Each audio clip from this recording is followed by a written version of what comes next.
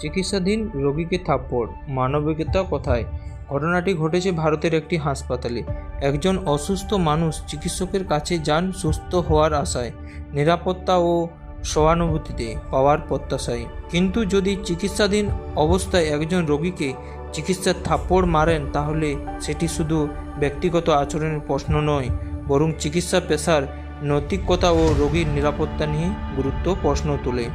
চিকিৎসকের কাজ হলো ধৈর্য, সহমর্মিতা এবং পেশাদারিত্বের সঙ্গে রোগীকে চিকিৎসা করা। কোনো পরিস্থিতি রোগীর প্রতি শারীরিক নির্যাতন গ্রহণযোগ্য হতে পারে না। এমন ঘটনা সত্য হলে তার নিরপেক্ষ তদন্ত হওয়া উচিত এবং দোষী প্রমাণিত হলে আইন ও পেশাগত নীতিমালা অনুযায়ী ব্যবস্থা নেওয়া উচিত। রোগীর নিরাপত্তা, মর্যাদা এবং মানবিকতার আচরণ নিশ্চয় করা প্রতিটি স্বাস্থ্যসেবা প্রতিষ্ঠানের দায়িত্ব। চিকিৎসা মানে শুধু ওষুধ নয়, মানবিকতা আচরণ চিকিৎসার একটি গুরুত্বপূর্ণ অংশ।